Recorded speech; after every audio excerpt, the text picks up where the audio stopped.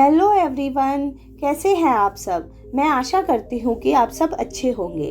दोस्तों, आज मैं आपको बताने वाली हूँ कि हिंदू धर्म में जो सबसे बड़े धर्म ग्रंथ वेद और पुराण हैं, उसमें क्या क्या अंतर है, मतलब उनमें कहाँ क्या ज्ञान बताए गए हैं।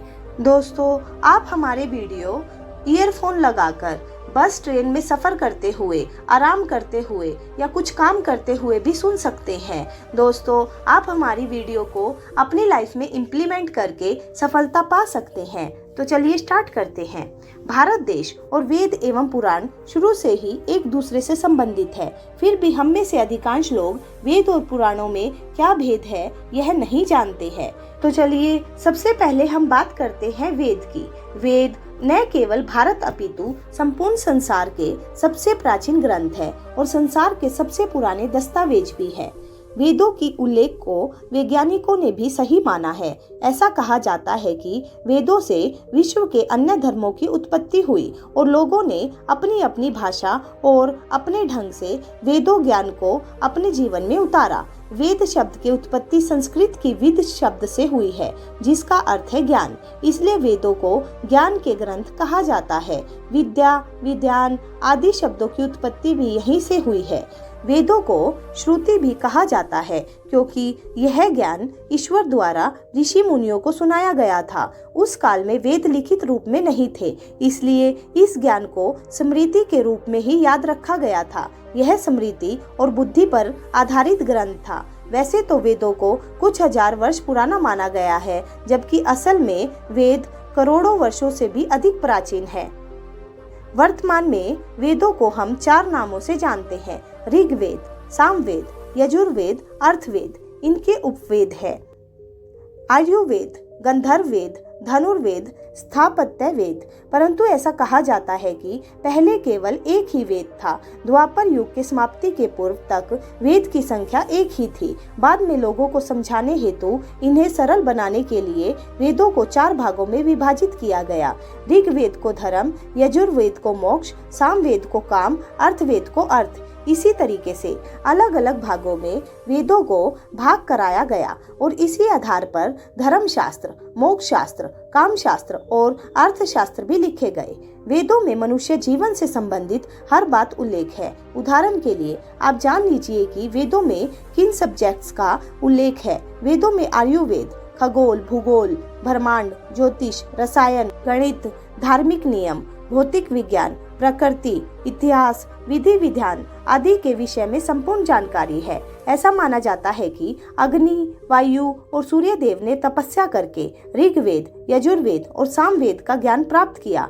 इसलिए इन वेदों को अग्नि, वायु और सूर्य से जोड़ा जाता है। वही अर्थवेद को अंगिरा से जोड़ा जाता है। ऋग्वेद ये सबसे पहला और सबसे प्राचीन वेद है, जिसमें 10 अध्याय, 1028 सूक्त और 11,000 मंत्र है। इसमें देवताओं का आह्वान कैसे किया जाए वो सभी मंत्र है। साथ चिकित्सा, भौगोलिक स्थिति, देवताओं की प्रार्थना और देवलोक में देवताओं की स्थिति के अतिरिक्त अनेक बातों का वर्णन मिलता है। यजुर्वेद के 2 भाग है, शुक्ल और कृष्ण। इस वेद में यज्ञ की वास्तविक प्रक्रिया की मंत्र उल्लेख है। सामवेद इसमें ऋग्वेद की रचनाएं गीत रूप में है। इसमें लगभग सभी मंत्र ऋग्वेद से ही है। इसमें अग्नि, सविता और देवताओं के विषय में उल्लेख मिलता है। अर्थवेद इसमें प्राकृतिक औषधि अर्थात जड़ी बूटी, आयुर्वेद, रहस्यमयी विद्याओं आदि का उल्लेख है।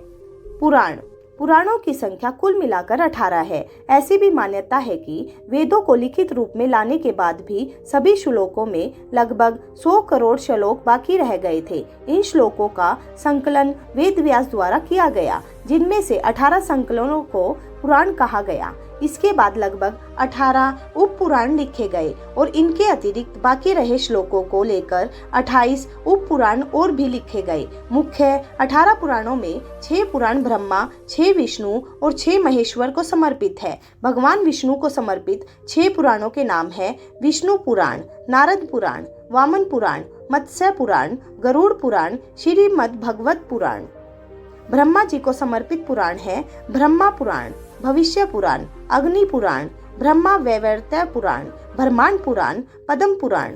महेश्वर अर्थात शिव जी को समर्पित पुराण है शिव पुराण, लिंग पुराण, कूर्म पुराण, मार्कंडेय पुराण, स्कंद पुराण, वाराह पुराण। अब जानते हैं कि वेद और पुराण में क्या अंतर है। जैसा कि मैंने बताया कि वेदों में मानव जीवन से संबंधित हर बात का वर्णन है। वेदों में श्लोकों के माध्यम से नियम बताए गए हैं कि जीवन में हर कार्य व्यवस्थित ढंग से कैसे किया जाए। परंतु कलयुग में मनुष्य के लिए वेदों को समझना बहुत कठिन है। प्रत्येक तथ्य के पीछे क्या धारणा और मंतव्य है, ये हमारे लिए समझना बहुत मुश्किल है। इसलिए पुराणों में वेदों की नियमों को कहानियों के माध्यम से समझाने का प्रयास किया गया है। कहानी और इतिहास के माध्यम से हम बेहतर ढंग से समझ सकते हैं कि हमें जीवन में किस प्रकार, किस दिशा और अग्रसर होना है।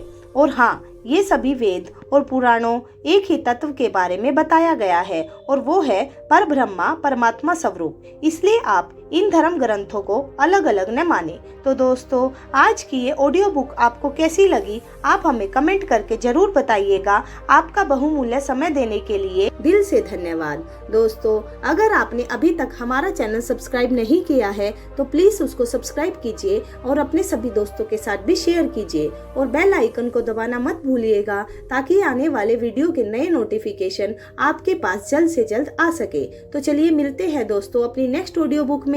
तब तक के लिए bye bye and take care.